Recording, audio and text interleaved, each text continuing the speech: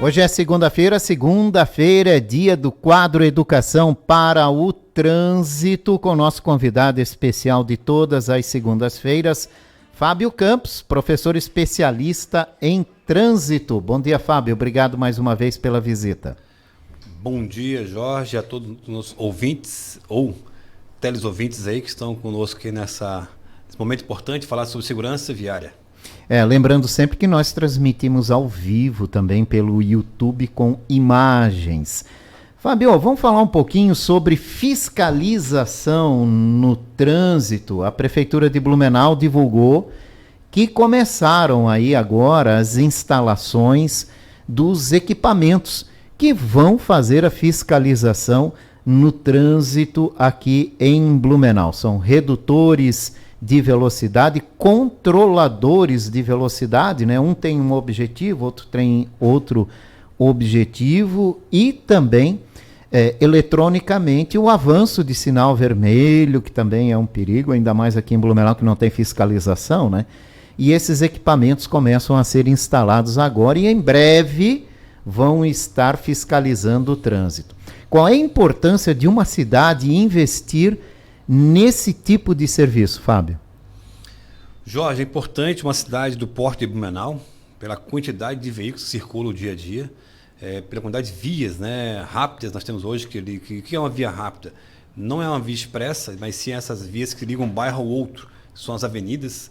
Então é importante sim, porque a única forma de controlar a velocidade hoje é através da educação, que é o comportamento individual de cada um, ou através do poder público, através de fiscalização. E hoje, Jorge, a fiscalização ela mudou a sua forma de ser instalada. Toda implantação de radares, seja controlador ou redutor, ele precisa de um estudo técnico. Tem que ter um motivo para que aquela instalação seja ocorrida naquele local. Por exemplo, número de acidentes que ocorreram, ou sinistros, né, naquele local, é uma curva acentuada, é próximo de escola, que nós chamamos de áreas de aglomeração de pessoas. Então se coloca antes também essas lombadas eletrônicas. Por quê?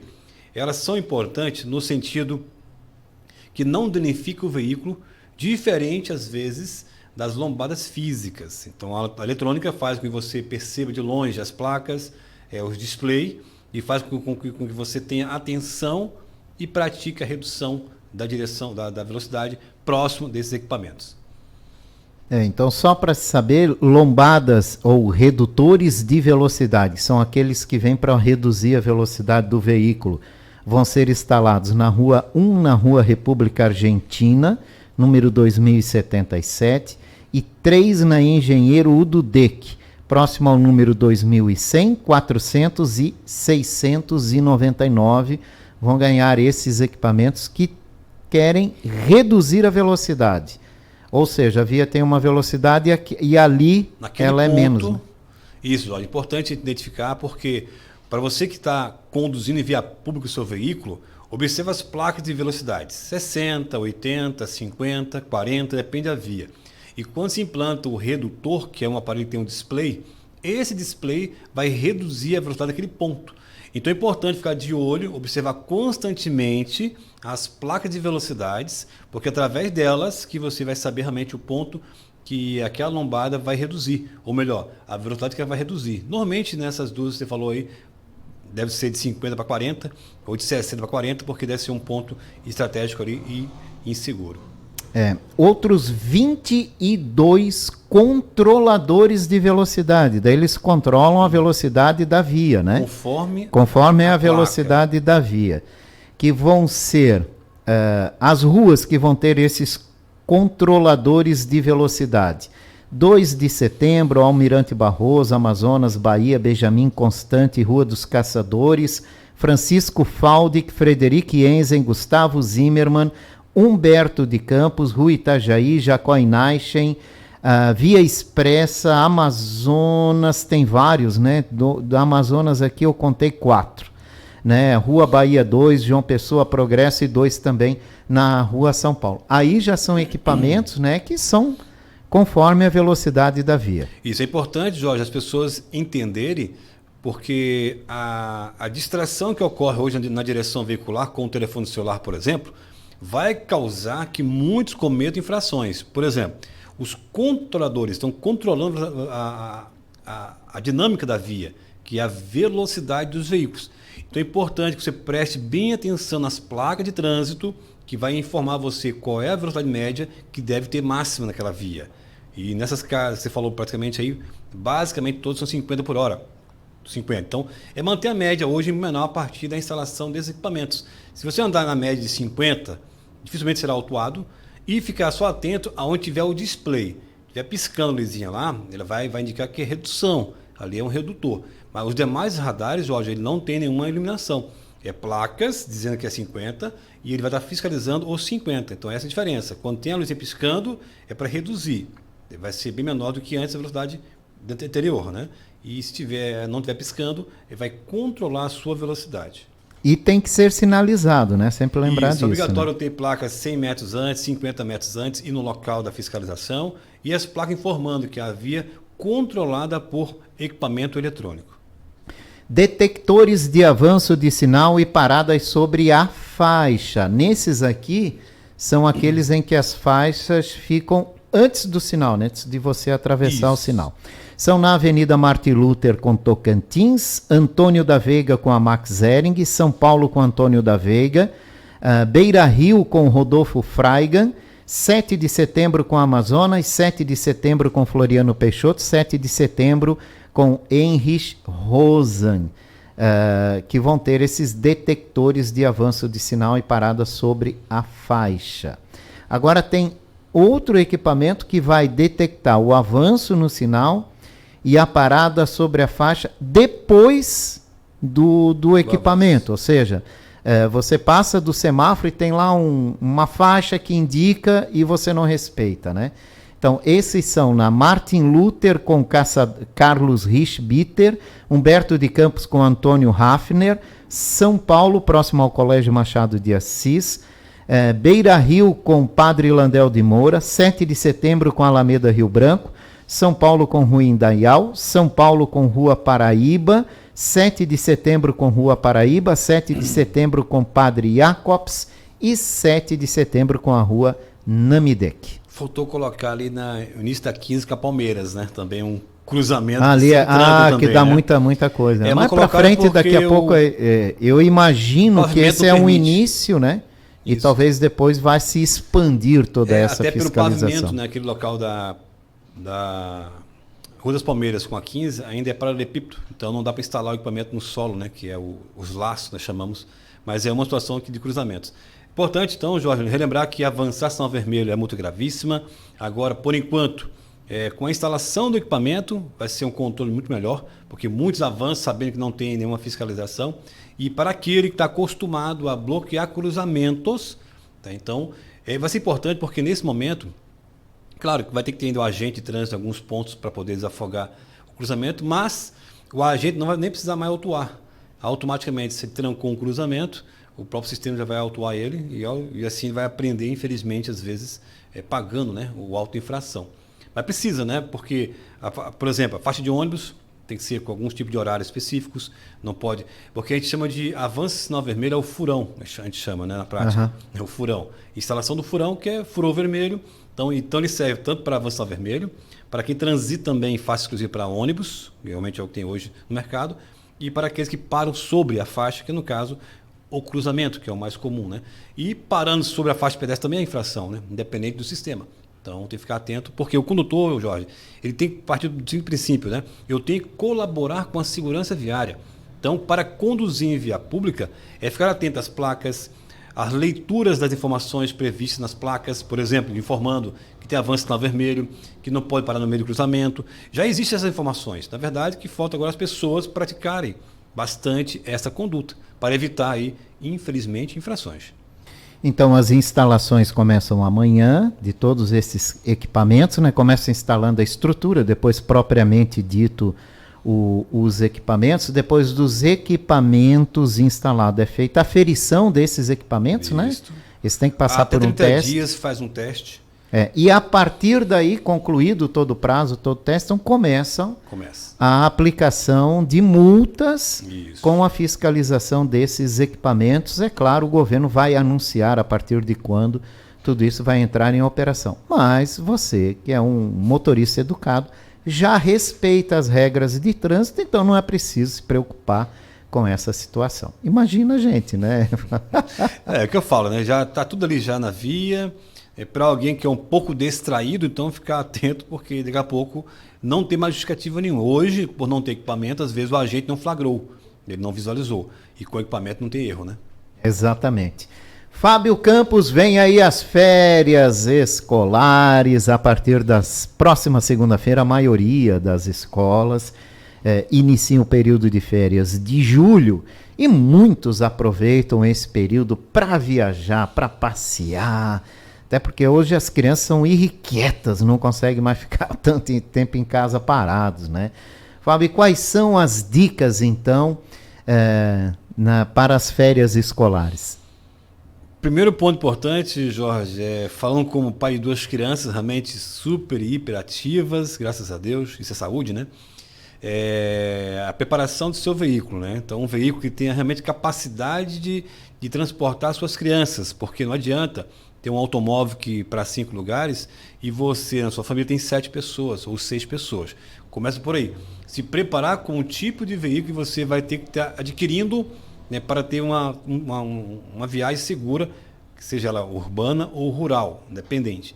Mas quais são as dicas imediatas assim, e bem pontuais, Jorge? A manutenção do veículo. Isso é básico para todos os condutores. O seu veículo deve estar sempre em condições de viajar sempre. A todo instante tem que estar em condições de você se locomover com segurança, né? Se deslocar com segurança, isso é importante. E também fica a dica, não se deixe fazer manutenção a cada 6 meses. Tá? Ela é semanal. Né? Por exemplo, quanto tempo, Jorge, você calibra o pneu do seu carro? De quanto tempo? Olha, mas a cada 10, 15 dias, eu acho. É isso, parabéns. É essa a média. Tá? De 10 a 15 dias, calibrar pneu. É o que faz o pessoal hoje, Jorge, que anda de bicicleta. Você pode ver, quem pedala, semanalmente ele vai lá calibrar o pneu da bicicleta. E assim o automóvel. Então começa no básico, que é a calibragem dos pneus. Tá? Eu acho que isso também pode ser um costume de quando você vai abastecer o carro, né? Já calibra o pneu. É um hábito, né? Tem que criar isso como um hábito natural, realmente de verificar calibragem de pneu, a questão de temperatura de motor, água, óleo. Isso é básico, isso tem que ser feito todos e sempre, constantemente. Porque uma dica que eu passo para meus alunos, Jorge, é o seguinte: o meu veículo tem que ter condições de sair de casa hoje, para que eu possa ir até o mercado tranquilamente, como também eu posso sair de casa hoje e ir até Curitiba. Então ele tem que estar sempre em condições de estar pronto. Eu não posso ir acumulando, queimou um farol agora, vou esperar queimar mais um, para depois fazer tudo junto. Não, isso eu estou criando uma situação de perigo. Então eu não posso. Então a direção sempre segura é estar cuidando sempre dos equipamentos obrigatórios, que é periodicamente essa forma. Até a questão do abastecimento do veículo, né? Às vezes a pessoa, eu vou abastecer amanhã, até o posto chega e dá uma emergência de madrugada. Né? Como já aconteceu, Já Jorge. pensou? Já aconteceu, pessoa de estar precisando levar alguém, nem é para o médico, até o próprio bombeiro mais próximo, né? Não consegue levar, tá? Porque não tem combustível. Eu falo isso porque eu tive experiência no meu prédio, né? A vizinha veio me procurar porque o carro está sem combustível para levar ao hospital a sua criança. Não levei e falei, poxa, se tens um carro que depende dele, tem que ter condições, não só mecanicamente, mas também combustível. Tem que ter condições de utilizar ele com segurança. Vamos lá, vamos viajar, levar as crianças, se divertir acima de tudo, né? Mas chegar no local e voltar com segurança. Aí a gente já sabe, né? Que semana que vem diminui um pouco o volume do trânsito interno aqui, né? Sim, o trânsito natural. deve fluir melhor pela manhã, Isso. já que os colégios estão de férias. Em compensação, as estradas ganham um volume a mais de veículos particulares, já misturados ao volume de veículo do dia a dia. Então, quer dizer, pode se incomodar um pouquinho mais dependendo do dia, o horário que você resolver passear ou viajar, né, Fábio? Por isso programar é importante, né? Isso, Jorge, você falou algo muito importante, né? Programar minha viagem. Por exemplo, eu vou daqui ao litoral, eu tenho 2 crianças, eu preciso levar no meu carro. É 1 hora de viagem, 1 hora e meia, né? Depende de onde que eu vou aqui no litoral.